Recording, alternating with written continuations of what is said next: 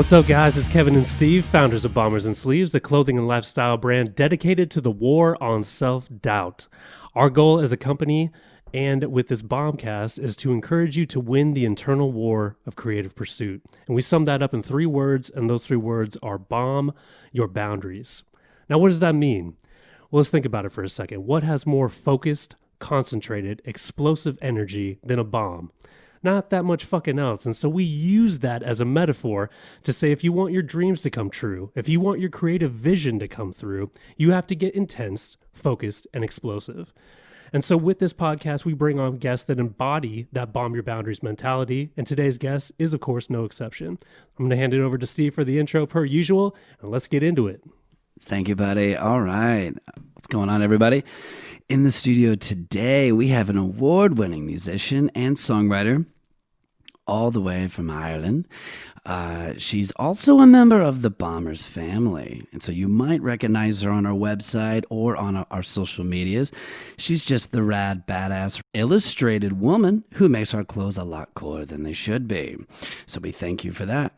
She's also was the lead singer of a very popular Swedish all-female rock and roll band, Thunder Mother. So we're excited to hear her story. She just came back from doing a songwriter's round, so we're very happy she can make time to stop in and talk to us. So guys, without further ado, Miss Clare Cunningham. What's up? What's up? That is quite the intro, boys. What's going down, Claire? What is going down? Well, it's great to be here. Thank you for having me. Absolutely. Appreciate you guys. Appreciate everything you do for us creatives in the industry, and for giving us a platform to speak, and get our word out there and go and wear awesome, very, very comfortable clothes. Absolutely. Well, we thank you for being such a rad ambassador. I mean, we've had a lot of people approach us, like, since we've been a company, wanting to kind of help out and like, hey, just give me some stuff here and I'll rock it and blah, blah, blah. You by far have like held up your end of the bargain and have been fantastic in like actually posting regularly and like asking for like, hey, where's the coupon code? Where's like the stuff? Like, I love that type of dedication and stuff. And so that's why we said in the intro that like you're totally a part of the fam and you're not going anywhere. So it's good you're not getting rid of a bad thing. Yeah. Plus you just look badass in the clothes, man. So it's easy when the clothes are badass. Whoa. Claire, I gotta tell everybody too, the first time I met you, oh my God. Remember, it was at National Underground. It was. So Claire and I would do Historic. It's the corporate songwriter challenge. Is that what you would call it? I suppose so. I guess that's the title. So what it is, for people who don't know, our buddy kind of runs it, Mr. Papa Rains, who, side note, married Mr. Kevin over here and his wife. He was the... I never knew got that. ordained. He got ordained. And was the, could you see Papa marrying? Oh my God. It was fucking epic, dude. It was people, it's probably one of the, not just being biased, it was probably one of the most like crowd interactive ceremonies where like, because everyone could hear everything, people were fucking laughing. It was that's amazing. Great. I He hope did a you great videoed job. it. Did you video it? Can I watch it? We did, but somehow it got lost somewhere. It was on the cell phone. Someone was it's supposed only to your transfer the wedding. file. Yeah, I mean, It's only your wedding. Yeah? we got great memories of it though. Yeah.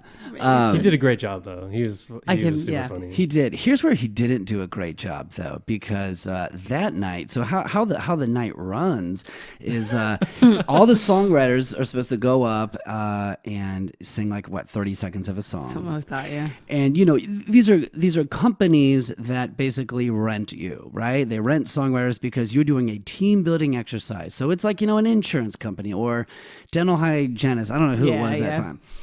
And we all give them a little sample of like what our soul tastes like, and we sing for them. And then that night, Papa says, "Well, I think we're going to just kind of auction you off. So you're going to play 30 seconds and then we'll have the crowd pick who they want on their team to be their kind of leader." Wow. It's, Felt by like the school. way, here's the cast. The cast is 4 like slummy dudes, myself included, and then one rock chick from Ireland with a killer accent. What hair phase were you in? I was in, I think Spike Tyson. Full Spike Tyson. Spike Tyson. Okay. So I told Papa, this is the worst idea ever. I said, no, they're like, you can't do this. And it reminded me of that Saved by the Bell episode where they're Yeah. like auctioning Oh my off God. Slater. Yes, and dude. yeah. Oh my God. Yeah, I was Screech, okay? I was Screech. Wow. So Claire gets up there, and within 10 seconds of you breaking into the song, of course she sings this like, it was like an old Irish Celtic song or something. Yeah, Just your voice, everything blew the room away. So when it came down to at the end, okay, who wants clap if you want Steve to be on your team? I mean, nothing. No, he's like. And then the next three guys, nothing. And then Claire just gets this eruption. And so that was my first introduction to you. And I was just like, great, this is going to be a good night. But, yeah, I'll never forget that story. You won that night, didn't you? Or was it another guy? I can't remember. Papa, he doesn't let me win anymore. He took that away from too me. good. Yeah, well, I think it was like runner up or something. Yeah, you were something. I remember. That was fun. But that was the first night we That's we had right. met. I do remember that. Yes, that was a fun night. Yeah, it was fun. Mm-hmm. Nice. Well, fucking A. That was an epic story. Yeah, I had to say that. People need to know this. No, they do. That's fucking awesome. Claire, I'm just fascinated to hear about your journey, like how you got out here, like growing up in Ireland, all of that good stuff. Yeah. Let's just take it back as far back as you want to. Like, what got you into music, early life, growing up, all of that stuff. So I came out the womb, obviously. Yep. Singing. Step one. Step one. You made it. I made it. Hey, man, I'm a winner. There's a lot more crazy shit that can keep you down in those first weeks. So let's all congratulate ourselves for making it this far. Yes, we are all winners. Yeah. Yes. And you're a new dad as well, so congratulations to you. Yeah, thank you. So obviously growing up in Ireland, I kind of got into music at a very early age. I discovered that I could kind of sing, or actually one of my first teachers did. I think there was a school play or something had to go on, and we all had to kind of get up, sing something. And she said, Claire, you can sing. And I was like, oh, right, okay. So she put me to work, and it was what we call our first whole communion. And it was in church, and so I had to get up. I have the video at home, walking. I'm very nervous. Yeah. In Catholic church, singing to the crowd. And I kind of just snowballed from there. I learned first on keyboard, and then because I showed enough interest, got upright grand piano, which is still at home. Actually, it's a piece of furniture now though. Yeah. So did all my grades up until probably grade 8, the last one in piano, and then I just self-taught guitar. Santa Claus was very good to me one year, and decided it was 16 or something like that, and self-taught, so I know a couple of chords, and that's about it. I never got any lessons or anything like that. And then I decided, you know what? I'm going to go to rock school. Literally, the rock school. Wow. Nice. Where is it like a school of rock type thing? It's kind of like it. It's in Dublin. So I come from the smallest village in the smallest county in Ireland, and it's called County Louth, and it's about 40 minutes north of Dublin. Okay. So a couple of hundred people I grew up with. So it's very, when people say, I come from a small town of 10,000 people, I'm like, yeah, that's fucking massive. Try 400. Right. Wow. On a good day. Yeah, on a good day. We've all since left, but Colin. So I decided, even though I had the grades or whatnot to go off and do whatever it was I wanted to do, I always wanted to do music. And so when I left high school, they kind of pulled me in. And I've said this in interviews before as well, like, people were like, did you always have support? I did, from my family. School, on the other hand, were a bit apprehensive of me wasting my kind of academic. Sure. Because I was academic, and I don't know how it runs here in the States, but like you get so many points when you leave, and you can go further education. Like I could have been maybe done law or something like that with the points that I got. But I wasn't going to do that. Interesting. So instead of like a grade point average like we have in the States, you get points necessarily. Yeah, like an A. to... Exactly. So an A would be 100. An A minus would be maybe 95. So they all add up, and it's an average out of 600 points. Okay. And based on how many points you get, that's your entryway into higher education after high school. in Ireland. So I did. I had a great record, but they pulled me in and they said, "Now, are you sure it's music you want to do?" But I'd already been accepted into the rock school in Dublin. Yeah. My mom took me up for the interview, and she was a bit worried because I was dressed head to toe in pink, and everybody else was slummed across the walls, high off their faces, and dressed in black. And she was just like, "Oh my God, you know, you go and do it, but like, are you gonna be okay?" It wasn't the it's in quite a rough area in Dublin, so and this was my first experience going to be leaving home, you know. So I think she was a bit apprehensive, but I walked in, did the interview, and I had my place already before I even did my finals. And so they told me, you know, "We really think you're probably wasting your brain." And I said, "Well, to be honest, this is all I want to do." So I remember leaving the room, closing the door and crying. And then what I didn't realize, and it was only a couple of years ago, Mom said this to me. She said, "Yeah, you weren't aware, but they actually called me and Dad in, sat us down and told us that you're making a big mistake too." And so Dad started laughing. He said, "Yeah, well, Claire's Claire. We support her. She's going to do it. So she has our full swing." So yeah. And I'm sure a lot of people can maybe relate to that. I've just been lucky to come from a family that actually supported everything I did. You know, they were very like, "Just do it. If you're happy, we got your fees or whatnot." So yeah, I skipped on and did my 2 years, got a national diploma in, I think it's popular music performance and technology. And then with that, I decided to go and do some further education. So get a degree in music. Just, you know, it was more to please probably everybody around me. Not that I probably needed it, but it's never a harm to have, you know, a degree in anything. So I went off, got my place in London College of Music. So I did that then for 3 years and got my Bachelor of Arts in Music. And then so that was a bit of a change, but through that then that was in London, and then I moved to Cardiff in Wales, still part of the UK, but that was amazing. I spent 5 years in Cardiff. So it was me, and so Jamie was a guitarist in the college. So it was like vocal tech, guitar tech, bass tech, and drum tech. Okay. And so everybody, it was quite a prestigious kind of schooling, I suppose. So we got like, you know, some of our mentors like just do the craziest things. Like they work a lot with the big shows, The Voice or the X Factor or whatnot, and just different things like that. So we got coaching, and I learned a lot in those years in London. And also it was my first time living away like properly from, you know, out of the country. So me and Jamie, so we were friends, and then we just started actually dating, and then we created a band together. We were called Smoking Aces, and we were a 70s classic rock tribute band, which was seriously the most fun. But it was hard because, you know, we decided, I said I didn't want to move home to Ireland. Yeah. So that wasn't going to be an option. So he said, "Well, hey, let's go to Cardiff where my parents are and let's just start it." So, I made the move, and it was tough because, you know, we weren't known anywhere. You know what it's like when you move somewhere, like nobody knows who you are. Yeah. Have to prove yourself kind of thing. So, I lied my whole way into every venue. I was like, yeah, we've been playing a bunch. Even the weddings. I remember our first wedding that we played. I don't get nervous, but I was nervous because I had literally lied to the agency and said, "Yeah, we've done tons, you know." Wow.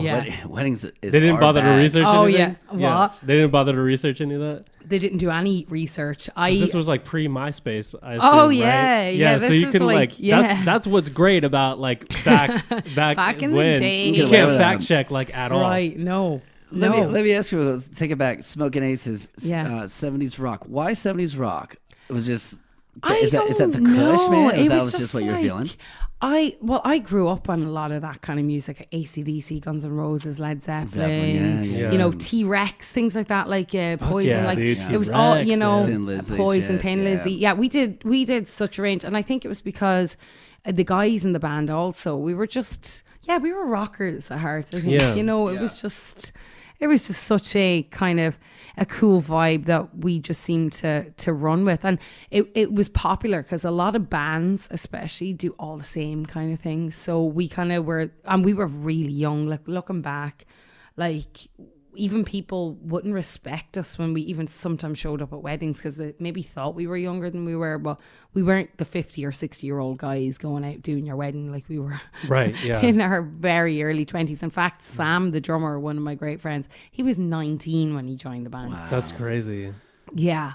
I mean, 19 at a wedding playing some Black Dog and just melting people's faces. That's cool. But people loved it. It was so different because, you know, at a wedding, it's fun. It's a party, and I always said that, you know, it's if you want something a little bit different, book us, and that's the way it ran. So, it was a lot of fun and really enjoyed every bit of it. So, did that for a few years, and then I think it was April of 2013, I want to say, and I got a phone call, or I didn't actually get a phone call. I remember waking up one day to a voice mail on my phone, and it was a random Swedish girl called Philippa, and she'd left me a voicemail saying, "Hi, my name is Philippa, and I want you in my band." Nice. I was like, it was so random. Yeah. It was kind of like, I'm probably not even doing it right. She was polite about it. Yeah. So I was like, what is this? This is really strange. And she said, I actually heard your video on YouTube. Now, granted, YouTube to me, like that was back when I didn't have a YouTube. Yeah. Like, I think we had myself and the band, me and my Jamie, we decided to, hey, you know, people are constantly asking, where's the material? Where can we find you? You know, if it wasn't word of mouth, then people wanted something to go and view. So we were like, we better put some stuff online. So one evening, we just literally sat down on the living room couch, and we like recorded, I think, about 25 to 28 videos, just like acoustic, but some of them, a lot of AC/DC. So we did a lot of AC/DC. Acoustic. Yeah. Oh yeah. They're still up. Actually, one of them was doing so well.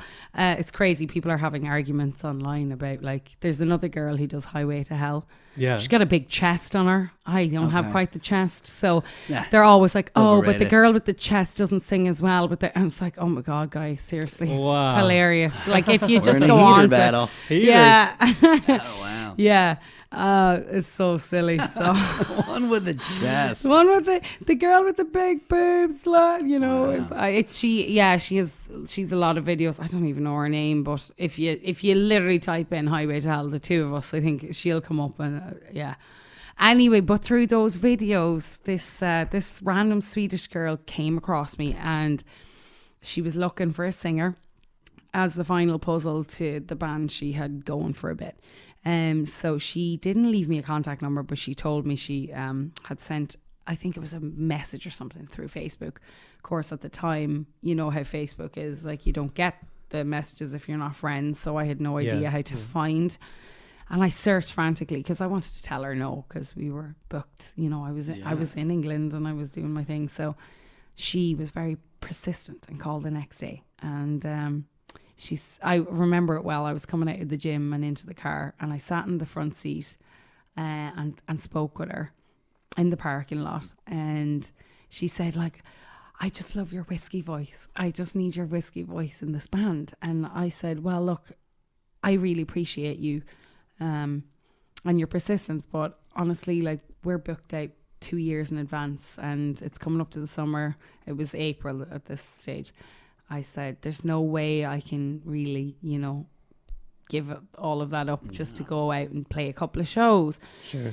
So she was like, oh, I really want you. And I was like, God, she is persistent. So she had given me all the dates. I didn't write anything down because I knew it was going to be a hard no on my end, because I'm a committed kind of person and I wasn't going to do that. But then she said, well, look, just, have a think about it tonight. Don't make any, decisions. Here's our website. I didn't even know at this time they were all female either. Didn't know the style of the band, nothing. Just, and She wanted your whiskey voice. she just needed this whiskey voice. And so to me, you get a call like that, you're going to think it's very, very random, right? Sure. Right. Yeah. Yeah. It's not, I wasn't just going to go, oh, okay. But she said, look, we'll pay for your flights. We'll make sure everything's sorted, but it isn't 3 weeks. And you will have to learn, I think it was 10 or 11 songs. The album hadn't even been recorded. So she had like 2 songs that she could send me, but the rest were going to have to be like recordings on her phone. Yeah. She said, Wow. we're under a little pressure though for your answer, because we will be opening for Motorhead at Metal Town Fest. No. And I was like, shit. Oh, wow. she could have opened with that Right. line. Exactly. That's All those yeah, notes Kind of are wrote that one out. details. Yeah. Yeah, just a minor Wow. detail she forgot to. Yeah. So then I'm like, I'll never forget this. I reach over to my glove compartment because I know there's a pen. And I was like, I'm like panicking now because I'm like, I've just told her no. So I grab my pen and I'm like, just tell me the dates again and I'll go and speak to the band. So she gives me the dates. I go home. And then I said, look, this happened today. And the guys were like, oh my God, you have to do it. There's no way that an opportunity like that doesn't come along every day. Yeah. So I was like, I had a big decision. So I went on their website and I saw they were all female. So I saw they'd done a bit. They hadn't really, they were still kind of underground and they weren't signed or anything like that. So I thought this is kind of cool, but I had a lot of work to do. So in those 3 weeks, I decided to, I said yes anyway. I had a few phone calls to make to a few unhappy brides, but they kind of were understanding. You just said, I know you're getting married, but it's Motorhead. And they were like, yeah, it was kind of like, but Yeah. what I did was I kind of placed them up with other great friends of ours that I knew could do the job as well. So they were kind of understanding of whatnot. So then, flew out on I think it was the 3rd of July. And then on the 4th, then we opened up that festival, and it was wild. Like Swedish national television were there, and we ended up on the news that night. And I knew literally like that life was about to change, like very dramatically. There was something about it. So, and it did. Not long after doing our first couple of shows, we actually got signed to Warner Sweden. Wow. So, Oh, wow. yeah, and then I had that big decision to make about whether or not to keep doing what I was doing alongside that. Things turned out personally that doors had closed in Britain, so I spent a year and a half traveling over and back. It was tough. I legit lived out of plastic bags. Wow. Yeah, like I didn't have anywhere to kind of live in both, because then we sold our house. So I had bought that house in Britain, sold the house, and then I remember just taking the ferry back to Ireland, dropping all my stuff, and then just going. So yeah, until the drummer, she had a 1-bed apartment, and I remember just like literally having to like share this tiny, like, I was so grateful, but literally living out of like all my like clothing were in separate plastic bags. Yeah. Wow. Hey. So Yeah. it looked like Rock and I looked like I was living the dream, but like there was a lot of, it was a lot of hardship too, like, but then life on the road, things picked up. We had the deal, and we went on the road, and I got to legit like live like and work alongside idols, Yeah. like that are still going strong today. Like they're amazing. So I was very blessed. It was a very amazing experience, I won't lie. That's awesome. Yeah, wow. Let me That's ask you, amazing. like, going back to like, getting off that plane and actually maybe like jamming with those girls for the first time? Like, what was that like? How was the Oh, energy? oh yeah. Well, so that was the thing. We had one rehearsal before going out. Holy shit. I flew in the day before we hit the stage. Oh, wow. Wow. So that I don't think I could even do. Well, I probably could now because in Nashville, like that's what everybody does. Right. But at the time, like, and I knew because I was fronting it, like, and I'm desperate with lyrics. I can't even remember lyrics I write, let alone. But I remember I used to sit outside in those 3 weeks and I would write out all the lyrics just to like try and remember them. And Best way to do it. you know what I mean? Yeah, it was another form of, and honestly, like I can't even listen to those songs today because you know when you over listen to things, it makes you You're just sick like, to no. the stomach. Yeah. Totally. So I mean, it was like, ugh. And that album, because that was the first album. So yeah, to say that the energy was amazing. Like I felt like, you know, but I had just gone to a new country. I'd never been to Sweden. Have you guys been over? I have been to Stockholm like Oh, you really, have? really briefly. Yeah, it's Yeah, beautiful. I haven't you have? spent I a didn't lot know of that. time. Yeah, Oh, yeah. wow. We did like a cruise when I was younger, Ah, and yeah. like stuff there. I was like it was like 7th grade or something like that, or maybe it was later. I don't know, but it was definitely one of those cruise ship things where you get off Yeah. for like a couple. Okay, hours. yeah, That's right. Yeah. That's Yeah, and I popular. was with my family. It wasn't like exhilarating, but I would love to go back. Yeah, I mean, it was great to in be there. adulthood. Don't get me wrong, like that was cool. But I'm not like I didn't experience it Like like I mean, isn't ABBA still their national treasure? Oh, I it believe they is. are. It is. They have a whole ABBA museum as well. It's Do actually they really? really Hey, good. one of the biggest selling pop of all time. bands of all time. Yeah, Of course. Yeah, they Kids Tonight, man. still sell records today. Oh, yeah. Like, it's insane. Oh, You know, I mean, don't even get me started on Max Martin. And the Oh, whole Swedish pop all sound. right. God, I know. There was a summer of my life where I studied Yeah. him and his like structure and everything, and Yeah. it just still blows my mind. Like, that's what Sweden, like, honestly, I honestly, by being there, then I made of course the move full time, but I mean, the pure amount of talent that comes out of Sweden is crazy. yeah, let me ask you, because Nashville is a really big music city hub, Yeah. also a home for a lot of songwriters and stuff. But like, I mean, it definitely has to be a different vibe, but and I've worked with some Swedish producers, and it's a way different experience than organically creating, I guess, in a room with guitars and some Right. instruments. It's- But yeah. is it just a completely different animal? It's over there? totally a different animal, but I think it's because it's a different style as well. So you either have really hardcore metal, rock and roll, or the real like electronic pop Yeah. kind of vibe. There's really no in between in Sweden. Do you know what I mean? Gotcha. And if there is, it's not. That's not what sells there. Yeah. But it is. It's not like here. Like there's no. People are very much more, I suppose, in set bands in Sweden. Like everybody's collectively, you create something, and Yeah. it's not like here where you just let's write and Yeah, like let's jam. Let's and, create some magic today. yeah, which Yeah. I kind of like more. But it's because obviously being in a band and throughout the years, that's all I've ever done is music. It, when you only have an album, or I did too with the girls, when you're touring the same songs, it's like there's no room for like let's do this one, or it was very kind of, by the end of a 3 or 4 week tour, you're like, okay, I'm done with these songs Yeah. for another while. It's like, and I'm not a fan of repetition at the best of times, so it does get very samey when you have to only do Totally. I'm always impressed with guys that play I take a band like Aerosmith, Yeah. who's been around for how many Oh my decades, God, I know. and when they perform today, they're going to perform a song like "Sweet Emotion" or "Walk This Way." That was a big hit in 73, 74. Right.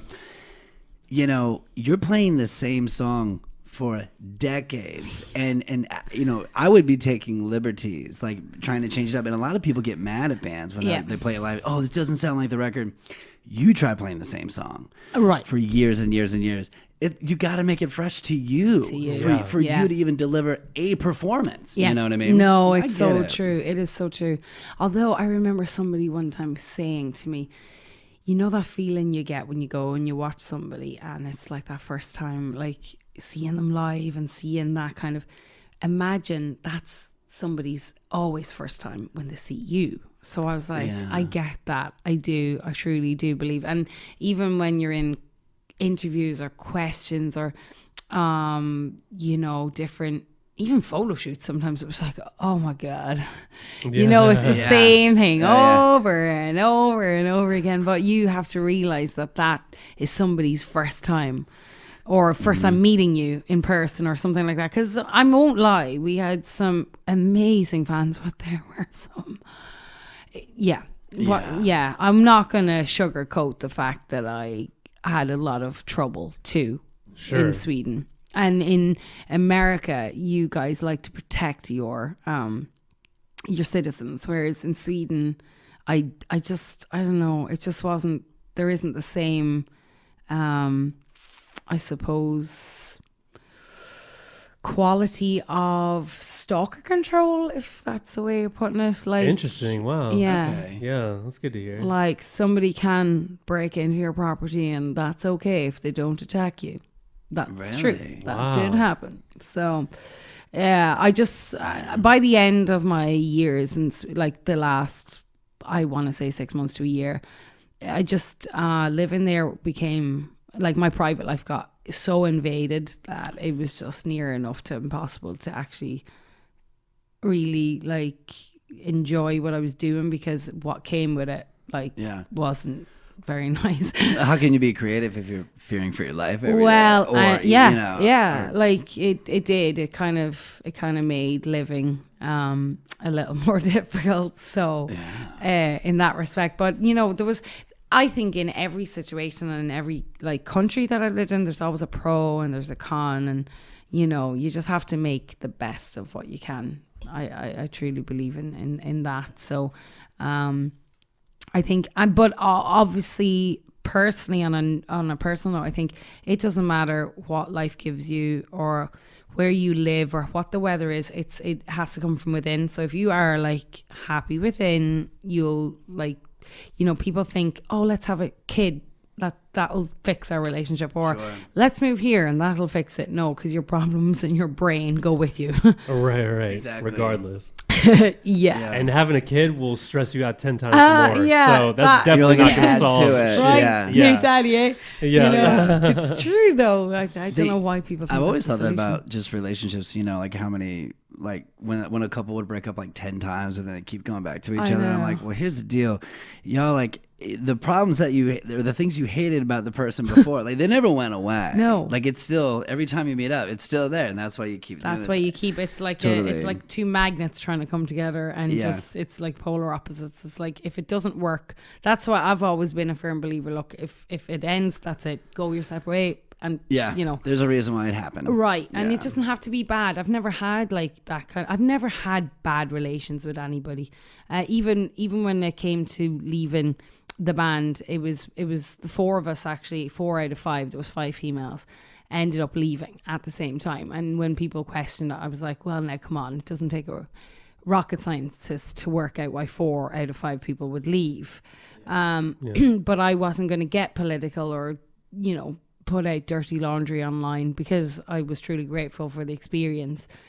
But in saying that, it's like, I wouldn't, people said, oh, you'll go back. I was like, no. When I finish something, I finish something, and but that would be me as a person. I get that, some people may need, like, there was, like, I know some of the girls struggle, like, it's like an identity crisis then, because that's how you're perceived for the last however, like, and that's where I struggled a little bit too. It's like even now, like, even some people online, I don't know how they haven't realized, but that I've left 2 years ago, and they're like, oh, lead singer of Thunder Mother. I was like, yeah, like 2 years ago. Yeah.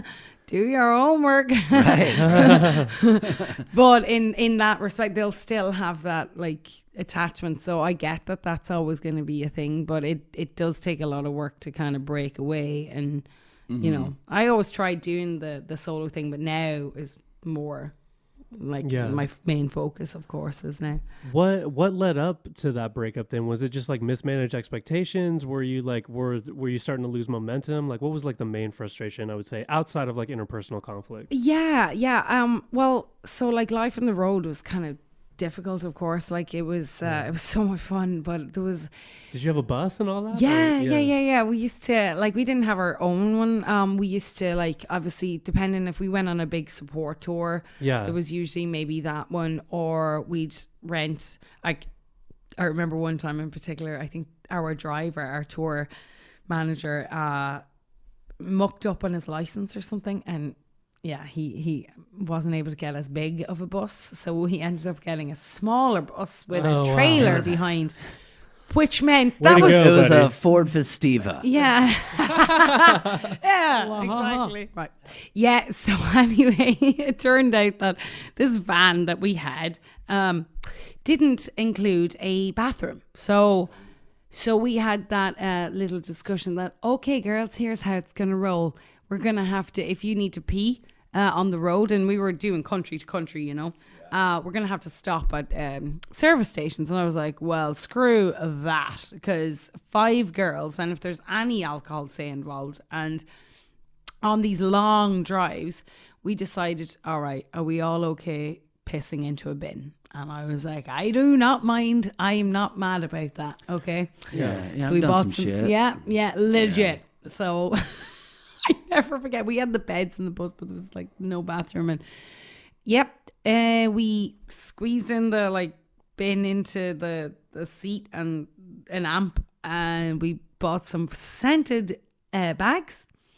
And that's where we literally peed into for 2 weeks. So it looked like we were living the dream on that tour. Wow. But really, every Wow. morning, one of us had the job of taking that full bin bag Yeah. of urine into the venue. Now, who gets that job? Do we draw straws? Oh, we all Is had there, turns because it was okay. a long tour. Okay, It yeah. was like a 2-week tour, and there was 5 of us. Yeah, So. in America, we would just make the bass player do that. That's a bass player job. Right there. That's hilarious. You're the piss bag guy. Congratulations. Yeah. Well You done. stick to those. That's your 4 job. strings. That's your Okay. job. So I was like, I remember one day I'm just literally waking up, and I was so tired, and I think I was walking right into like a different part of the venue, and they were like, where are you going with the piss bag? Like, seriously. Oh, yeah. And then we were on another tour with another band. I remember somebody blocked the toilet, so that was out of use. And I remember like it was hot. It was like we were in Italy as well, and 40 degrees. Or like, which would be about like 90 here. Yeah, you said 40 degrees. I know, got I you was cold. in Celsius right there. I was like, oh, that's freezing.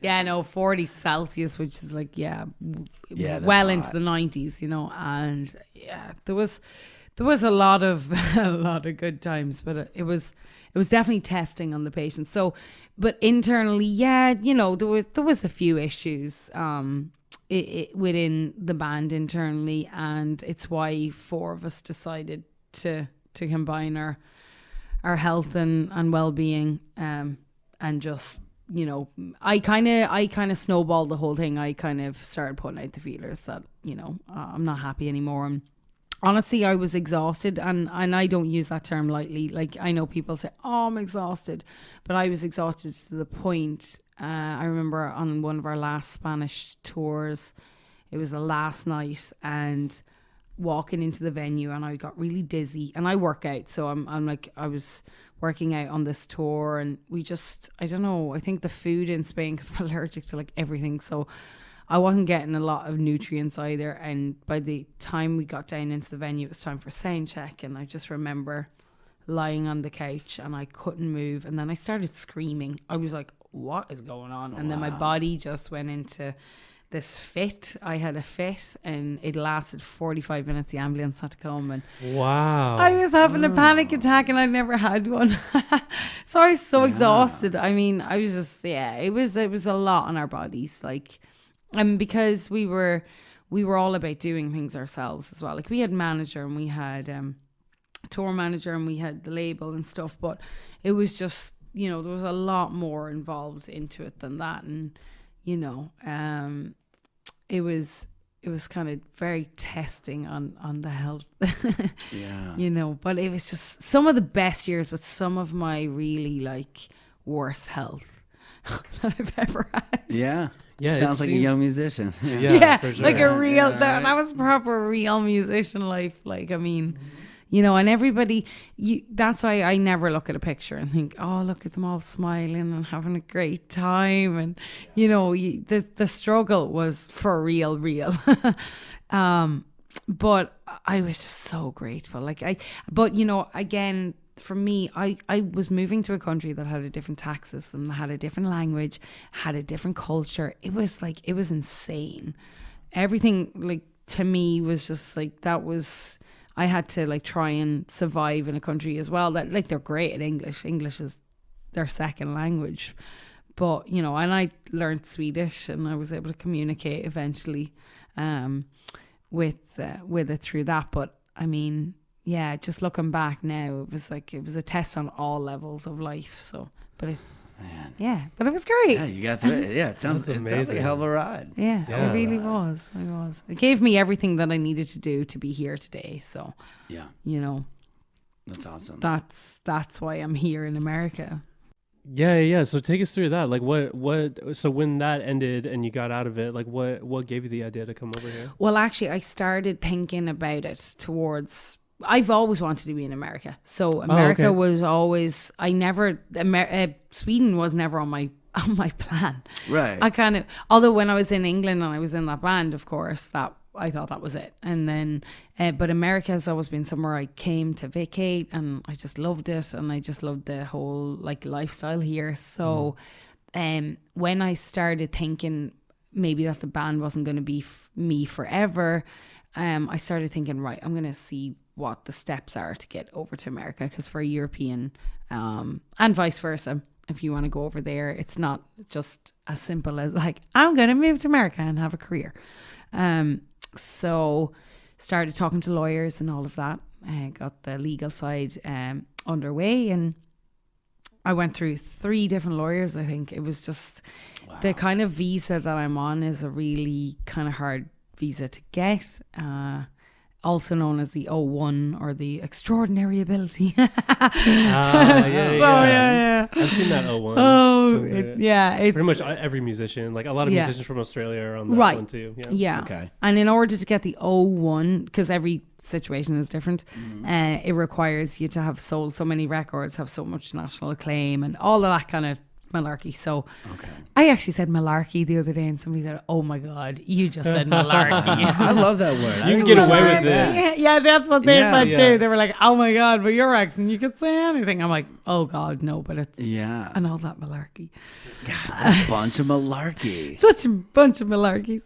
So yeah, all that malarkey. Anyway, it took me about a year to file and have the lawyers put through, got the word that it had been accepted, was over the moon, and then still had to go up to the embassy. I had some like passport, because it's a 3-year visa. I remember my passport was going to be out of date in like a year, so I had to kind of go and get a new passport, and it was quite the stressful time, but at the same time I got everything sorted and went to the embassy, had everything. You know, you have to still have that interview and make sure it's all legit. And well, how's that? What is that interview like? Yeah. What's that like? So, again, I don't get nervous, but I feel like that's an appropriate time they're to get just, a like, little grueling. nervy. oh my God. What are you doing here? Well, it's not even that. When you go up, I figured that you would go into like a private room, you sit down with an officer and they talk you through. No, you're in a line with people and everybody can hear everything that's been said. Ooh. And I watched people be turned away before me. So there was one guy in front of me and he was grilled for 40 minutes. So that you get a time slot, but you can be in there for hours. They take away your phone. So you have no phone. You have nothing. You just have your paperwork and that's it. What? It's crazy. So I remember, I think myself and my actually dad came up. He said, I'll go up to Dublin. I'll go to that bar or something. And like, there was no way of him contacting me. And right. I mean, like, I 3 was in there days for later. He's been in the bar for 3 days. It felt like 3 days. I'm not even kidding. It was, because you had to go through metal detectors. It was crazy. You're standing there and watching people in front of you get asked these questions, and you're just all standing there like, oh my God. And everybody was there for different reasons. So not everybody's there for the same kind of visa. And just watching people be turned away, and it was horrible. And I get up to the window and he said to me, so what's your extracurricular activity? Why are you so extraordinary? I was like, well, and I thought, wait a minute. Extraordinary. Extraordinary. I'm a rocker through and through. I like Led Zepp, Van Halen, not Van Hagar. Because you kind of like, he kind of set the tone, and I'm a very let's go with the flow kind of like, let's have a joke. But I was like, do I or don't I? I was like so afraid. It's tricky because I had it in the airport too, and the guy was like having a laugh with me, and we were having a great time. And then he said, do you have anything more than 10,000 in your bags? And I was like, dude, I wish. And he was like, no, this is a serious question. I was like, oh, in that case, definitely not. Right. But no, the guy, all he did was Google me, so it was all legit and sent me on my way. So hello, America. Hello, America. Damn, that's crazy. Okay. And now I'm here with you guys. Yeah. That's pretty badass, man. So welcome to Thanks. America. Crazy, like perspective, man, because you never think. No, we're that's just like great. born here, and now Oh we're man, here. you don't know how Yeah. lucky you are, because I have to go through all of that again in another year and a half. Wow. I'm just not looking forward to it, but hey, so be it. That's crazy. That is really crazy. So you're here in America. I am. Why Nashville? I decided on Nashville just because it's one of those places that I knew was going to be, especially a hub for like, because I do a bit of traveling and I tour and stuff like that. But I just knew that as a sole female on her own doing the music thing, I just knew, and I heard about the family unit that's here. Yes. And you guys can attest to this. I mean, there is nowhere else in the world, I don't think, like this. Like, No, not one place. I mean, like, I love LA, and I have some connections and stuff that I do work wise, but, and I miss the beach. I definitely do.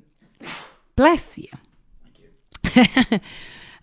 But I just Nashville was kind of more like, I just knew, and I heard that it's just a very kind of more inviting place to, so I tried it out for a couple of weeks when I came in, because Massachusetts is where I kind of first came in through, because I have a sister that lives there. And Okay, yeah. Nice. Big Irish Shipping up to population. Boston. Oh my Yeah, God, right, okay, yeah. yeah. Have you guys, because she's over on Nantucket Island. Nice. So Okay.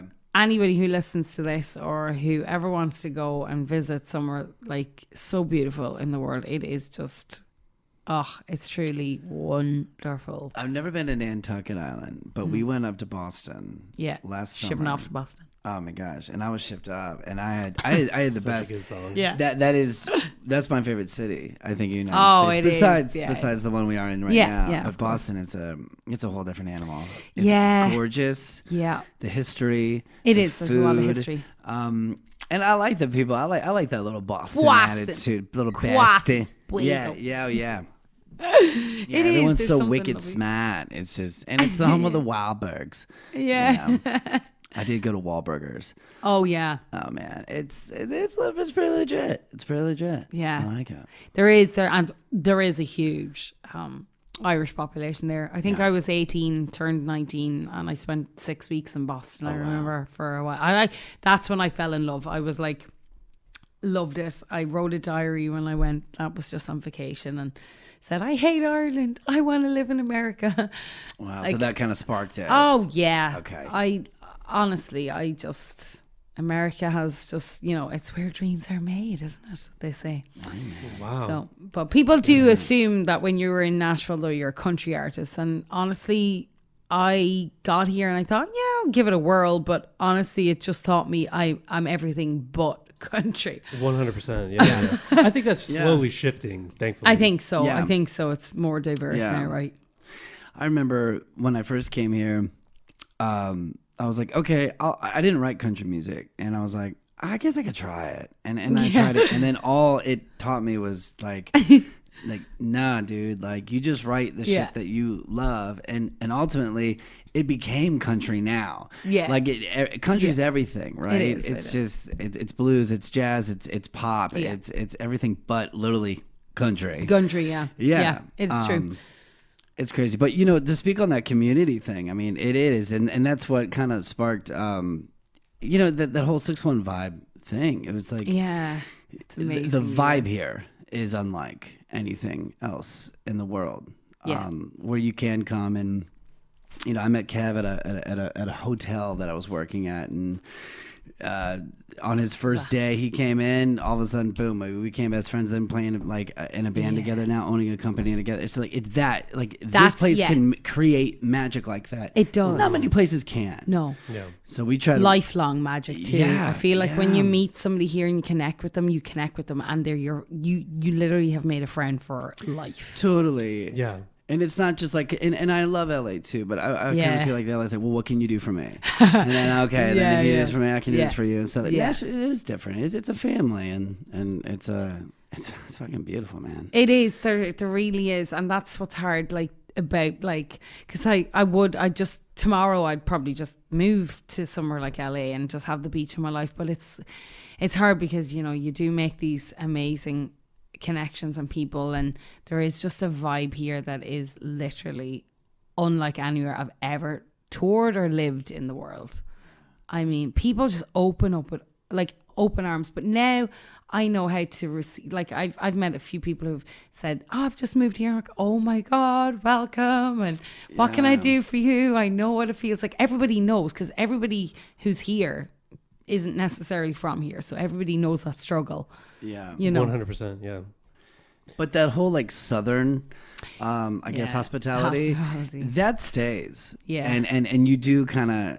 You kind of open up and be a little bit more nicer to people, and you want to help people, you know, and that's another great thing about this place. Yeah, but people adopt that as like a narrative, like it's supposed to be a part of here, even though they didn't grow up with it, and it's not like a part of their upbringing. They're like, well, I'm in the South, right? Isn't it like a thing? And like people, and like they've like turned the Southern hospitality into like its own version of like artist hospitality. Yeah, and that's fucking cool, man. That's really powerful. It is. Yeah. It's beautiful, in fact. Yeah. And I come from that kind of culture. Like the Irish culture is really like, we're all open arms. We're there to always help. And there is just such a, you know, it's a powerful culture. So that's what I like about down here too. That's very cool. Yeah. I've never been to Ireland. I want to go really bad though. Yeah, you'll have to. My last name's McElroy, so I feel like come on. It's more Irish than You'll mine. be a king. You'll be a king as royalty. Indeed you will. Nice. Indeed you will.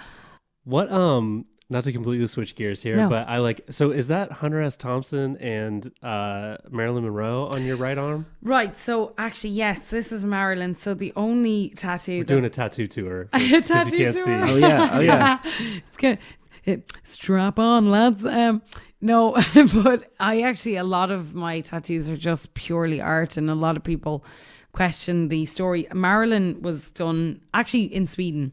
She was one of the only ones I got in Sweden. The rest that I have on me are actually all in Denmark. When I used to tour there, but I had this empty space, you know, I didn't have sleeves, and I decided, I'll fill it up with something. And I don't know, I just wanted Marilyn Monroe, but she has a gun, you know, so. Yeah, that's beautiful though. Yeah. No, she should have a gun. So the Marilyn Monroe, like if badass you Google, Marilyn. If you Google gangster Marilyn Monroe, it's all her with a gun. Or like, she's got like a bandana. Yeah, on. with like the whole like thug Marilyn is like a fucking total. It's a whole thing. Yeah. So I just go down that road, and then she went on there, and then it all escalated. I think it was my 30th, and I said to everybody, actually my parents gave me they asked me what I like, and I wanted to get a Gibson J200, you know, but I knew that I was probably going to be moving. I thought, well, you know, I could just get it another time, so I just decided to use that money and put it on my body. Nice. And it all it all kind of escalated from there on in, and I just became. Who's the guy then on the front? I think that's actually a girl, but somebody asked me. Oh, it is. Somebody asked me one time, was it Elton John? I was like, no, I like Elton okay. John. I but thought not it that was much. Hunter S. Hunter S. Thompson. Thompson. It looks like Fear that's and what I was Loathing. wondering Yeah, who yeah. you were referring to. So Yeah, everybody that's funny. sees something different, you know. Oh, Now, okay. the I thing see I that get it's asked a most female, is yeah. it you? Now, okay, Yeah. here's Yeah. the thing. Nice, bro. Yeah. I have to watch this shit in the mirror every day. I'm certainly not going to put my own face on Right. my Yeah. body.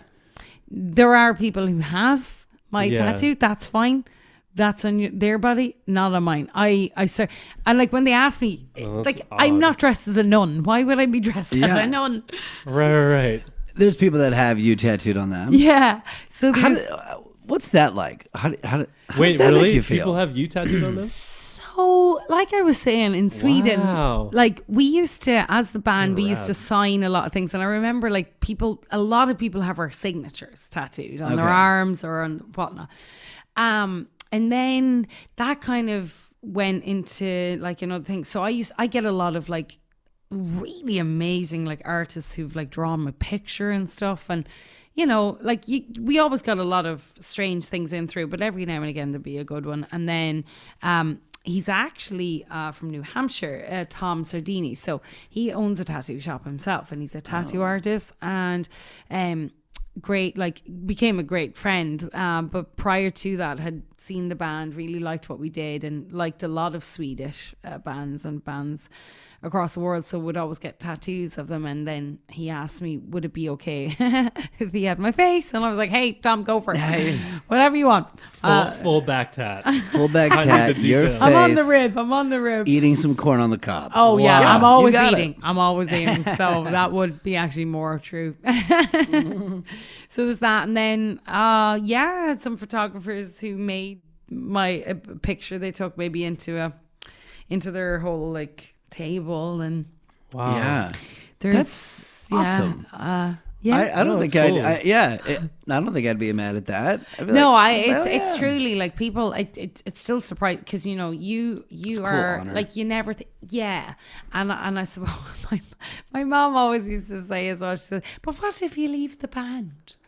Yeah. And I was like, well, the thing is, a lot of people and a lot of what I would call like, you know, really super fans, like they don't see it like that. They just, you know, I suppose like they get the logo or they get the tats, and I suppose that was an era. So like not every band ends up staying together forever. Like somebody either dies or they break up. So it's just like an ode to, Yeah. you know. Yeah, just like when people tattoo kind of like stories of their life, you know, it's something that happened and It's something that happened and Right, me, right. you know. But, you know, that being said, I know people put people's names on them and, you know, then Yeah. have to get them covered up. So just lesson learned, boys and girls, like just be mindful of what you're putting on your body. But Yeah. Did you ever do that? no, I never did. I was just never, I'm a very private person. Like more so because of everything I had to go through. Yeah. I kind of just like my private life is my private life, but it also has to seep out into some social too. So it's because like I'd sometimes post pictures with family members and then they were getting messages and I was just like, oh God, it's like, no, Well, that I sucks. don't be invading them. Like you don't need to do that. But I get that there was a couple of really challenged people, I want to say. I don't know. It's just, you know, it comes with the territory, and especially rock and roll, and especially we were 5, you know, young to middle-aged women doing it. So, like, our main fan base was older gentlemen. So, you know. Well, we all know what goes with that. Oh, yeah. Dirty I know Larry. those guys. Dirty Larry. Dirty Larry and the boys. That kind of thing, yeah, DL. exactly. All right, so let's shift gears. So Nashville. So we come to Nashville. Do we Yeah. know anybody? I don't know a single person You don't know when I anybody? move, apart from there was one guy actually, Adam Dredd, and he's ran for council here a bunch. He's a known name here pretty Okay. much. But my sister had sang at one of his weddings because she's a singer too, and he kind of like when I came into town, just kind of like was dad and was able to just get me on my feet. But Yeah. apart from that, I knew not one single person. Wow. Nope. So what'd you do? I mean, I'm talking like first couple weeks here? I mean, like getting into. I mean, you're a great writer. You're writing a lot. Like, how are we getting into these rooms? Is it a lot of hustle? Is it? Yeah. Well, what I did was I think it was a month or two before actually moving. I decided to come for a couple of weeks and just give it a whirl and make connections. And I really did. Like, I went to town. Like, I just went to every kind of bar and tried to do some open mic nights and stuff like that. So through those couple of weeks, I was able to just continue just getting more and more contacts and booking in more things. Even got whiskey jam and stuff like that. You know what I mean? Like, and that's, I mean, it was just like, it snowballed from there. And then I just, honestly, guys, though, people say, like, I don't understand how you can work so much. Like, you are literally, you never stop. And I'm like, I've probably put in, seriously, the equivalent of like 5 years work into 1 year. Like, it has been just absolutely madness. But, like, I just love what I do. And, like, I've reaped success or getting success that people don't see until years of being here. So when people are like, you're only here this amount of time, you've got this, and this. I'm like, well, I'm working really hard for it. Yeah. I see your social media, like I on your My Stories and stuff. You're like here, then you're there, then you're back here, then you're doing a session, then you're doing this, and you're like you're hustling it up. Yeah. Yeah, what's your approach to like networking? What do you say to people that think they might be putting in the type of effort, but they're like way far behind on like how hard they actually have to work? Yeah, I always say to people, like, it's like, I get that not everybody has maybe that same energy, but it's like, unless you are writing and doing your craft like every single day, there are no such thing as days off in my mind. Now, that being said, you should, like, because having gone through exhaustion and stuff, like, it's important to center yourself. Yeah. So I work with a healer, and I do a lot of meditation, and I work out. My working out, like, when people are like, I don't understand why you're like, are you a boxer? Are you into fitness? What is it? We don't understand. But that for me is meditation. Yeah. So, you're creating that mitochondria, which is giving you all that energy. Yeah. I do not sleep enough. I definitely know that. I'm only literally getting like 4.5, 5 hours a night, and sometimes 6 if I'm lucky, 7. But I every day I get my meditation in of some sort, and I get a workout in. It's just that's but I'm a very healthy eater as well. Like, health and nutrition and fitness is as big to me for my mindset as it is. That's why I can go for, like, if sleep wasn't an actual thing, I would never sleep. Yeah, I wish it wasn't a thing. I really wish it wasn't. Like, honestly, I procrastinate going to bed. Yeah, and that's coming from someone that loves to sleep. Like, I could sleep all day. Yeah, really. So that's I'm the opposite. Like, You're you like, wish sleep wasn't a thing, so you can keep going. I wish sleep was a thing, so I like wouldn't lose so much time. Yeah, it is more like I feel like the hours I'm in bed, like I could be doing something. So like I hate going to bed. Right. I'll tell you what. This is what pisses me off the most, and this is what pisses her off the most. Yeah, go on. I'm like at like at 2:30, 3 o'clock in the morning, and I get like a song idea. Now sometimes, and let me ask you this too, as a songwriter, I'll dream, like I'll have a dream of like a melody or something, or like a song of like some guy singing on stage, and then I wake up and I try to sing it, and I'm like, motherfucker, I gotta get my ass out of bed and come in here and take my cell phone, pick up the guitar up, and then record it. And like, I used to like, it was like 50-50, like, nah, man, I don't know if I'm gonna do it.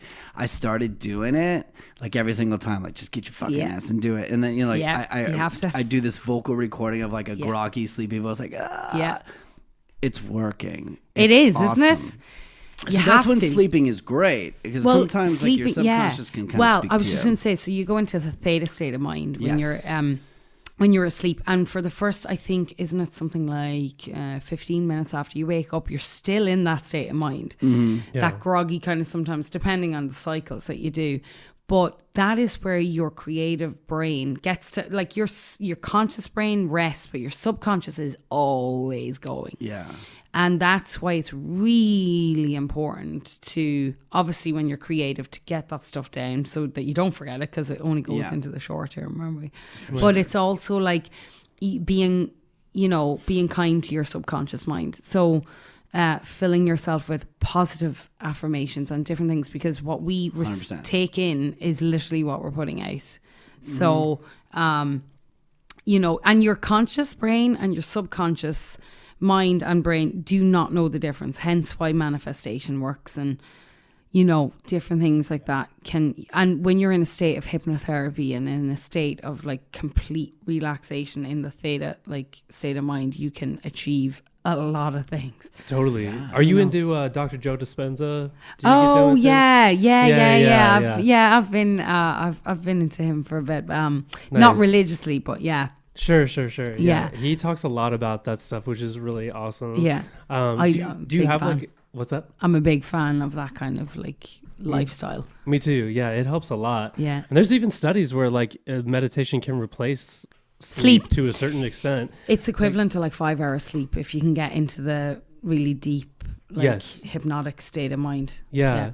And wasn't there I read that there's a weird study done where I don't think it's like the best thing to do, but basically there was a group of like military personnel, I believe, and I'm going to butcher the story a little bit, so I'm not paraphrasing, but there was a group of military personnel, and I guess they figured out that like those REM cycles, you're only getting the best amount of sleep for like 15 to 20 minutes. Yeah. So basically they would take 20-minute naps just around the clock. Yeah. And eventually, like the first week fucking sucks, but then eventually you're able to fall asleep within seconds of, because you've trained your brain to go to sleep right away. Right. And it'll just go into that deepest REM cycle for that 20 minutes and come up. And apparently, legend has it, like after you make it through like 2 months of that, you're just on that cycle and you're good to go. But like very few people can actually make it through the gauntlet of like actually do that. It sounds fucking excruciating to me. I definitely don't want to try it.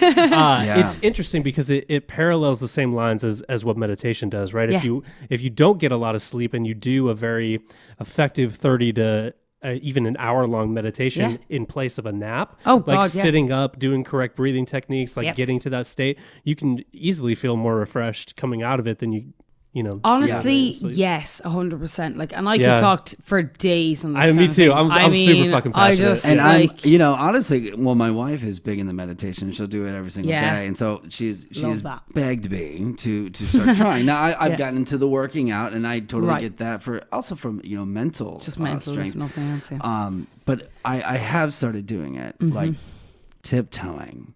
But man, there is definitely something to it. Yep. It really is. No, there really is. And I think it's just one of those things, I'll never forget when you came over to my parents' house a long time ago. Here's kind of a funny story. I thought it was kind of funny. I think we were playing a show in Akron, and you're like, hey man, I just need like 15, 20 minutes. And my parents live on a lake, and he sits on the dock. He's like, I'll be right in. And he's like sitting there like Indian style, like in the chi, just getting that zen, overlooking the lake. I'm looking out the window. My dad and I are looking like, what is this weirdo doing? But then I realized that was probably the coolest thing ever, because I should be doing that. I should be doing that. Dude, I battled like pretty deep depression and super fucking strong anxiety. I've been in therapy for like the last 3 years, and it literally saves me, right? So I don't really have a choice in it, but I'm like, I mean, in life, I was just born an extra sensitive, empathic person, you know? And so there's a lot of shit that I got to like get out, and it's either going to come out in a panic attack, or it can be filtered healthily through meditation. Oh, there's beautiful. It truly is. I wish I didn't have to do it sometimes, but I really have to. I know it's, but your state of mind, like how you are, I think it's so important to look after you. Like I always use the plane analogy. Look after you before you serve from a full cup. Because if you are on empty, how can you give yourself to anybody, no matter what it is, creatively, emotionally, personally? So on a plane, if a plane's going down, what is it they always say to you? Attend to yourself before you attend to anybody else. So look after number one. And I took a long time to learn and realize that, but no, I think it's so important to center yourself, center your energy, so that you, and being in the industry that we are, there are things called like cords of attachment and stuff, and people will literally I'm empathic, and I take a lot of, and I give a lot of energy, but I take a lot into, so you know, I've learned techniques now to rid myself of any unwanted entities, which I've had a lot of. And it's just like centering yourself, being able, you know, because when you're feeling good and you're in a good creative state of mind, then you get the best results. Like the best songs I'm writing right now are because I'm in such a good state of mind. Yeah, for sure. You know, I also think that too with like relationships. They always say, you know, how can you 100% love someone else if you're not 100% exactly with you? In love with Right. yourself? Yeah, you gotta be. Yeah, I totally agree with that. You know, and two halves don't make a whole. You should be 100 and they should be 100, and you should combine Yeah. and be 200. Like this whole thing about giving half of yourself. Fuck that. No, Like, 100%. Like, that is such a fucking myth. that is that's just very toxic. such a That's called bullshit. codependency. Yeah, exactly. Yeah, And for this sure. bitch ain't codependent ever. Word. Yeah. That's also too, like, you know, being 100% with yourself and like being confident with yourself.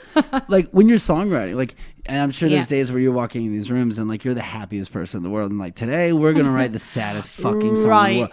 But there's something to that. Yeah. Like you can get there, but by not being like all depressed and sad and like, oh, my wife left me or whatever. No, 100%. you can be the happiest motherfucker out there and like sit there and like really tell a sad story because it's coming from a place of love. Yes. Yeah, for sure. Well, I can I write in a lot of different ways and for a lot of different, like, or write for sync, or which to anybody listening who's not a musician is like writing for like movies or different TV things shows, like that, you know, TV shows. And it's not necessarily always maybe from my heart and it's not my story, but I certainly as an artist when I write, I truly believe that we have a platform, just like you guys with your clothing range have a platform to speak and help others. Yeah. And so that's why it's important, if you are going to be in the public eye and you are going to be somewhat of an influencer of any degree, then you should, one, take care of yourself and be that positive force to give a message to whoever it is that's listening, because not everybody is creative and not everybody has that ability to think the way we do. So I believe it's a great gift to have to then go out and share with the world something that's, you know. I feel like sometimes, especially like writers, and correct me if I'm wrong, but like sometimes we have to remind ourselves of what you just said. Like not everyone is creative all the time, and sometimes I guess in like country music where they always tell you like okay, let's say this: some of the best songs ever written are written from a place of love, but they're also very simply put. It's a creative approach to say these things, but like sometimes it's just like, you know, not many people. You could say the simplest thing like I love you, but it's how you say it. And so many people, like, they don't think like we do. They don't think like you do. And so they're like, man, you said everything in those like 2 lines that I've just been feeling, but I just don't have words for it. I don't know how to express that. And so it's a good thing to be reminded of when you are creating. Like people out there, they may not have like, I guess I don't have the word, but like, they don't know how to grasp to what you're like. Yeah. They wouldn't say it. No. That's why they need you. Yes. You need to say it. We are the language. It's like music is the language. Beautifully you put. Know? Yeah.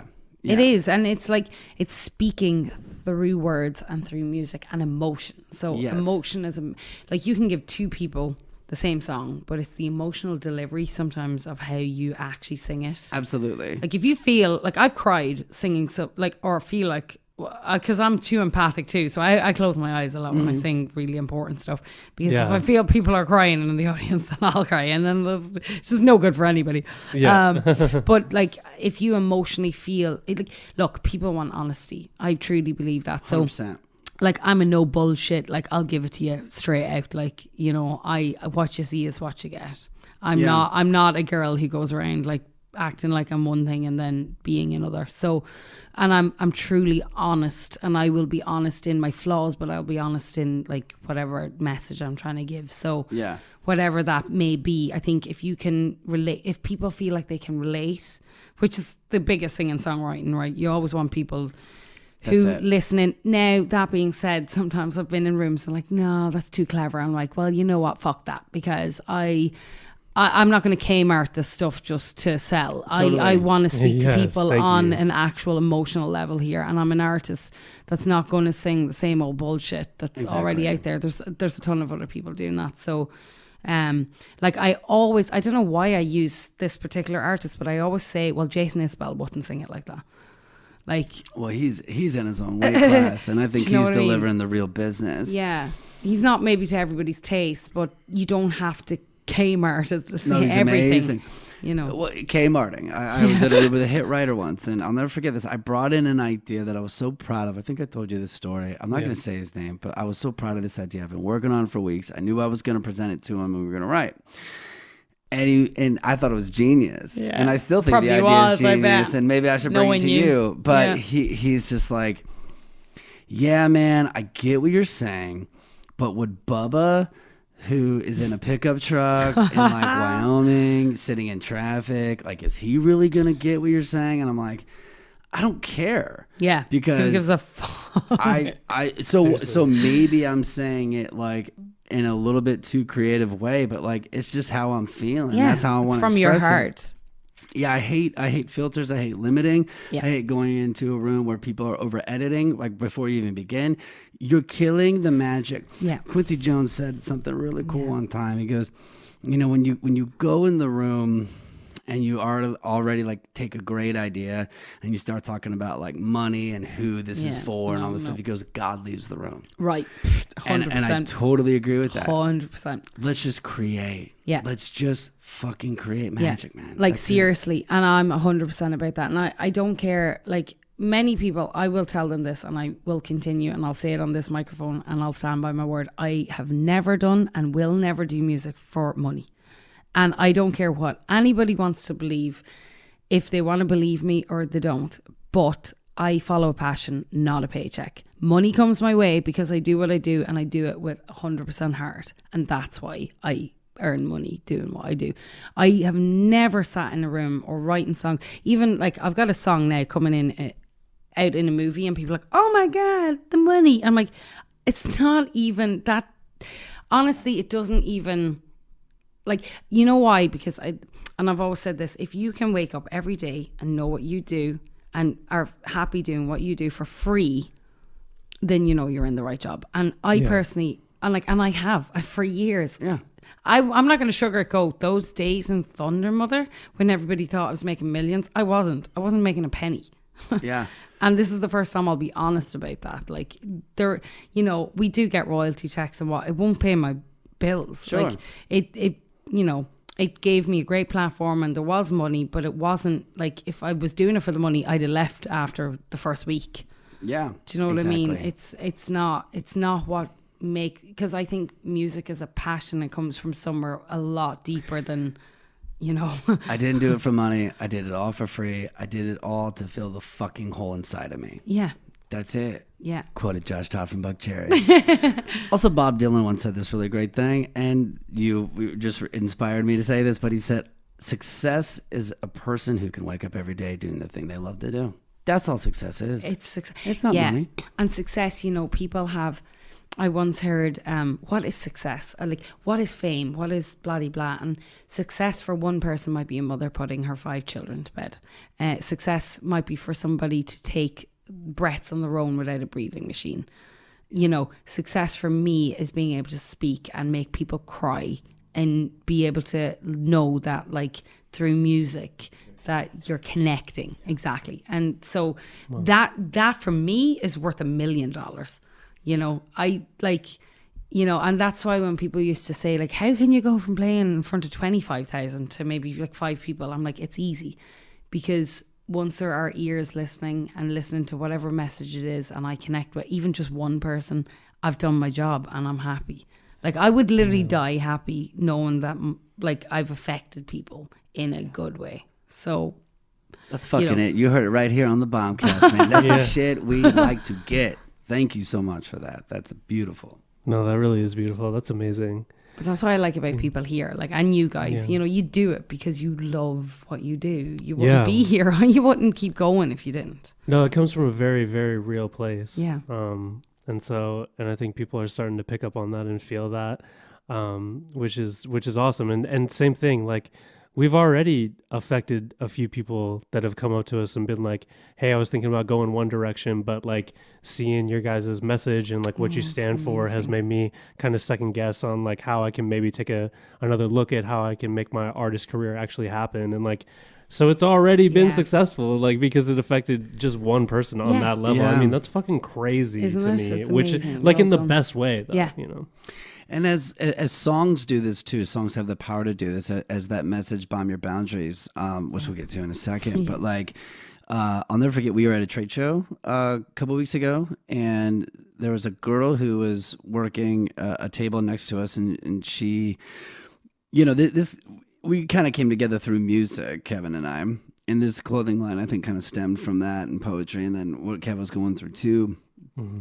But a very powerful thing happened when she came up. I think she was talking to me, and she goes, I've been a drug addict for a very long time. And she's like, I just lost a friend last week. And she's like, I'm thinking about using. And she goes, I kept seeing from the side of my table on the side of your tent, it said, "Bomb Your Boundaries." And she's just like, I want to let you know that resonate with me to not use. And I was like, that's fucking beautiful. Isn't that like you could potentially save a life?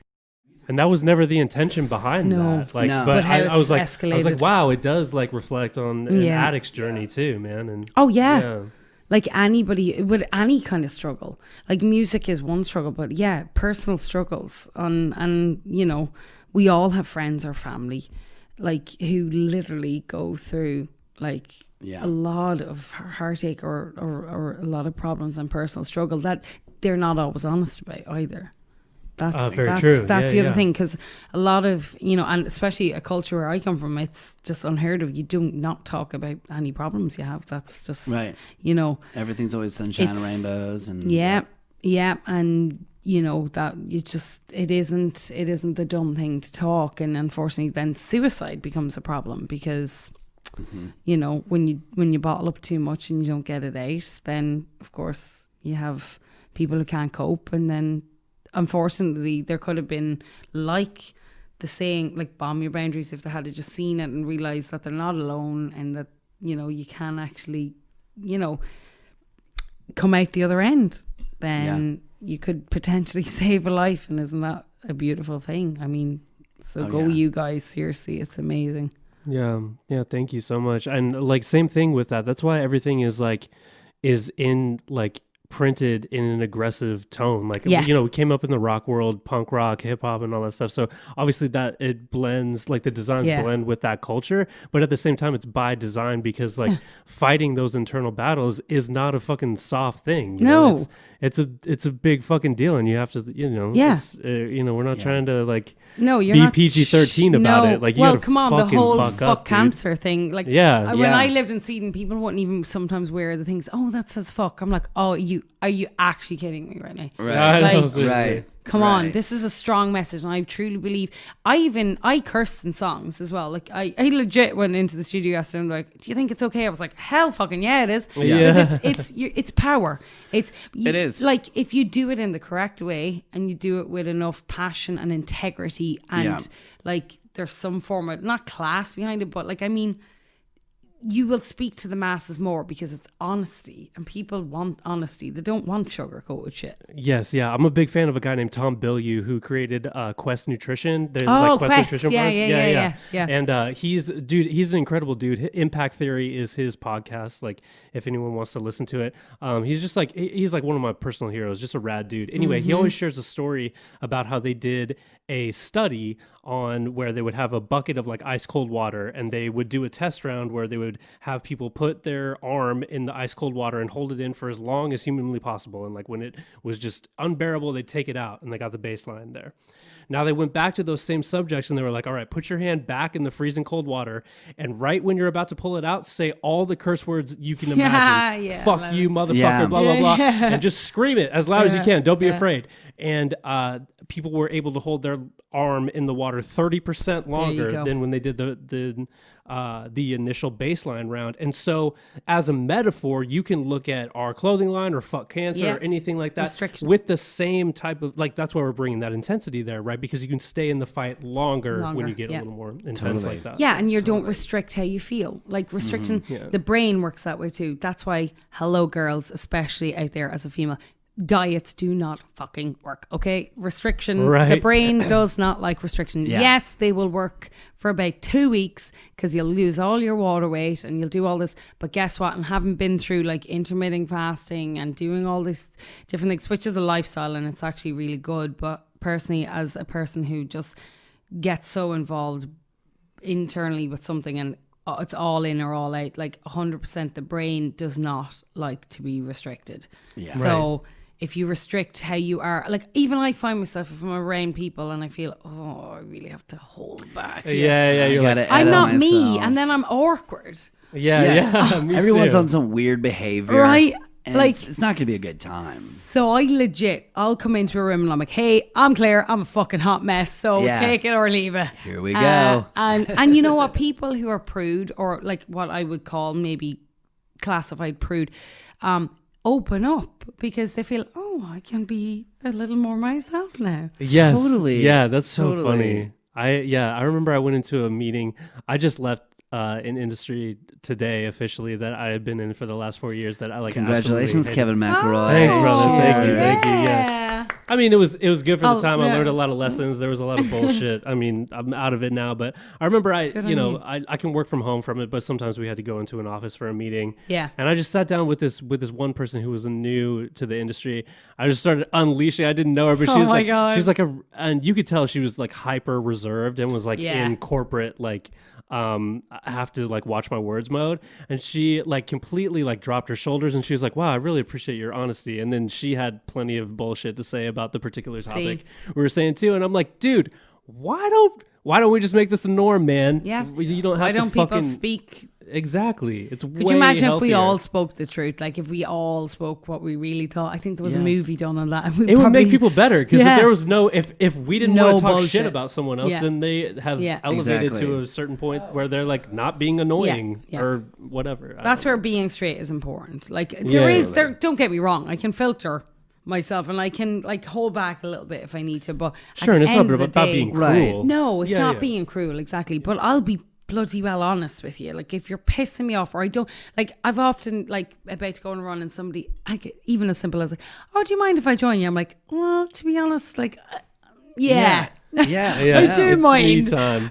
This is me time and I'm going to do my own thing, Exactly. and I don't want you to feel like you have to either keep up or I'd have to keep up or whatnot. Right. Like I truly believe that. Like I used to try and people please all the time, and who ends up getting hurt?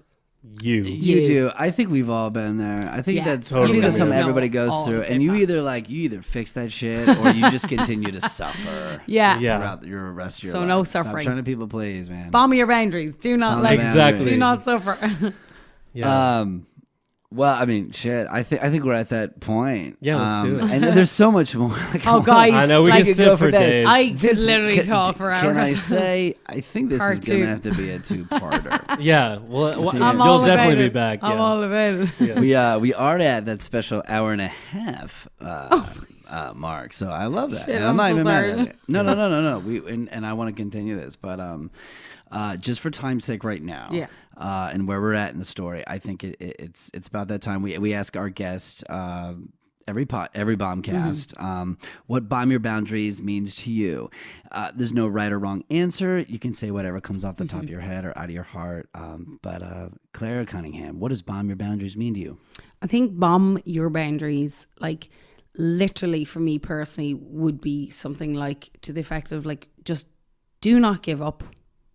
Like, and boundaries like are there sometimes, and I look at it like sometimes in a political way or sometimes in a more social way. I truly believe I don't see colour, I don't see political, I don't see religion. I think just bulldoze your way through and just do not stop. Like, see what it is you need. Don't hurt anybody in the experience of it, but just go and get whatever it is that is yours. And when you do so, grab it by the balls and go for it and show people that you can actually do shit. Like, honestly, like, and you, Kev, like, I've been through anxiety and I've been through a lot. And I truly believe that if you just go and get whatever it is you want, and just like literally be that bomb, like just like, and be a good one, like have a good ripple effect. Yeah. Because, and if you do, and like you imagine a bomb goes off somewhere, it causes chaos, but you can be a good chaos. Yes. So if you like legit like bomb through the shit, but in a positive force, then other people will latch onto that, and perhaps like, you know, you can be that force to show that it can be done. So I think, and honestly, there are no boundaries really. Like when we look at life, go for it. You know, there are always going to be social things and religious and like, and even coming here, people started talking about the president. I was like, what the fuck's he got to do with anything? Yeah. Right. He ain't gonna stop me. He's not gonna stop like me. I don't give a shit. Yeah, you're already here. Like I'm here. I like nobody. No. So if you and so yeah, basically just you can do and be and achieve whatever it is you actually want, but you truly have to believe in what you do. So bomb through it, but let that bomb like be like, you know, let it tick for a while. But when you go off, make sure it goes off and everybody bloody knows about it. So maybe in that respect. That's beautiful. No, I love Very it. beautiful. Yep. Explosive chaos, but just be positive. In a Explosive positive way, chaos, yeah. man. No, that's right. That's Intense, gorgeous. focused, and explosive. That's what That's it. it. Oh, Yeah, That's yeah. it. I think we might have a song here, boys. Yeah. Well, I'm explosive and explosive. There's that whiskey voice. Look, we need that whiskey voice. That is voice. amazing. well, Claire, Thank you. Where do people find you online? I do have a website. It is clarecunninghammusic.com, and my name is spelled the Irish way, so it's CLARE, no I, cunninghammusic.com. Messed that up for a long time. Yeah. It does need a little updating right now, but I'm going through I'm trying to just rebrand and stuff like that, so I'm going to work over the holidays at doing that. But yeah, all the handles and stuff, but at Clare C Official is most of the handles that you'll find online. And Yeah. Follow Claire on, especially your Instagram stories, man. You're always up to something. It's just this. And I'm like, well, that is a great example of just fucking hustle, man. Yeah. Like, you really do. well, I want people to see that, like, I actually, like, I do work. Like, you know, there are things coming up in the pipeline. I've got my first cut coming. I've got song in a movie. I've got stuff coming up, but it isn't been handed to me. I'm legit working my ass off for it. No, you're killing it. And then I'm real too. I'll be like, look at this bullshit that's happening in my car. Look at this shit. Yeah. You know, That's I the am dirt. living life too. You know, I'm a real person. And I think if you're real with people, people will connect with you, because, you know, it ain't all roses. So, and even look, hand me $1 million tomorrow and I'll still be the same person. I don't care. Yeah. I don't give a shit. Whatever people always say, oh, you'll change. Oh, don't let money forget where you're from. But I don't come from a culture like that, and I've never let it affect me. So, stay true to yourself. Bomb your boundaries, bitches. That's right. And even that right there is just an example of like imposed boundaries, like putting shame on someone for like this fucking fucked up narrative. It's like, shut up, dude. Like, that doesn't help anyone. No, you it don't know doesn't. shit. So It doesn't. Anybody who has anything in life, unless it's literally been handed to them, have worked their asses off for it. Totally. And especially entrepreneurship. So, and any successful person will never put down another successful person. The only people who put down people are those who want to take your power away, and fuck those guys. So that's what I say to that. That's fucking beautiful. I love the fact that I can curse on this, by the way. So sorry to anybody who will listen in No. later. No, Sorry, they know. not sorry. They know. iTunes has it flagged as explicit. Like, I love we it. know- It's we know explicit what and it is. it's there for a reason. Would The guy you- said I could. Would you do us the honor and come back and continue this conversation? I would and love do like, maybe we'll at the holidays, but I love Yeah. a part. I love a part two, and we'll talk about how your holidays were, and then just dive let's right do back that. into stuff, Yeah. because I think we have a lot to talk about. I feel like we do. No, totally. Because I still want to hear more about like what you have in the works, like what you're excited about. All Yeah. that stuff like Yeah, that. Like, sure. Yeah. And I just love your positive energy and your outlook and your determination. I think we all kind of share. We do. I I think lot of we're that. And we're so very Yeah. similar in that respect. if it was 5 hours of us just talking shit like that, I think people would get something out of that. So I'm because totally, like I totally listen down. to podcasts, and I'm Yeah. sure Totally. people who Yeah. listen to other things. So yeah, if we can say one thing that resonates, then yeah, let's do it. That's the magic. Absolutely, it is. And I love you guys, by the way, and please go and support these guys because they're absolutely amazing. And their clothes, I think people think, oh, you just say that because you got, no. I'm like legit, I'm real. And I think anybody who's listening realizes that. And I'm not going to bullshit anybody. So this shit is real and it actually goes to a good cause, which is, even more apparent. So like, that's what I love about it. So continue being awesome. Thank you we so appreciate much. it, man. You too. Well, I know you guys got a ton of value out of that. I'm looking forward to hearing this one back. I'm gonna need this on some rainy days just to like get my spirits back up. So I know you felt it too. Please, I know we ask this every time, but it really helps to rate and review on iTunes. Just go over there, give us a 5-star review, write a little something in there. We love to see that positive feedback. Or email us bombersandsleeves@gmail.com. We really want to hear from you guys. We have a new line out, the 61 Vibe line, for anyone that's listening local to Nashville. And basically what that is a movement to help support creative and economic integrity in the city of Nashville. And what that means is, to touch back on what Claire was talking about earlier tonight, is like the just special like family community that we have here in Nashville. It is amazing. Sometimes I feel like it's could be threatened a little bit with the rapid expansion that we have in the city here. And like I spent some years in the housing industry. I'm not anti-housing, but when there is a large housing boom and prices go up like this, sometimes people that are coming from out of town, especially artists, cannot afford to stay here and contribute to the community that we have. So there needs to be just a little bit of reform and maybe have some like more affordable housing for artists. And so 61 Vibe altogether ultimately is going to turn into a nonprofit that funds creators' dreams and then also goes towards hopefully some more affordable housing for artists that are just moving here. So we are not there yet, but your purchase of the 61 Vibe items lead to that bigger mission. So if you guys are in Nashville, listen to that and that resonates with you, please help support, because that's something that's really dear to us, and I think it's going to help a lot. So yet being the operative word, boys. I have faith. Yeah. Because we're in a good place right now, but would you agree? Like, if you had to read the writing on the walls, where there's there's a lingering threat that stuff could go away, and we turn into, and we do not want that. No, definitely we do not want that. We really need to protect that. Yeah, so. 100%. So listen and buy and support. That's right. And thank you again to our special guest, the amazing Clare Cunningham. Y'all do yourself the favor. Check her out. Check out the website. Find out where she's playing next. Guys, here in Nashville, she's amazing. Go hear that whiskey voice. Come on, you want it. Follow her on all of her social media, and stay tuned for part 2 with Miss Clare, because I think it's going to get exciting. So hope y'all enjoyed this.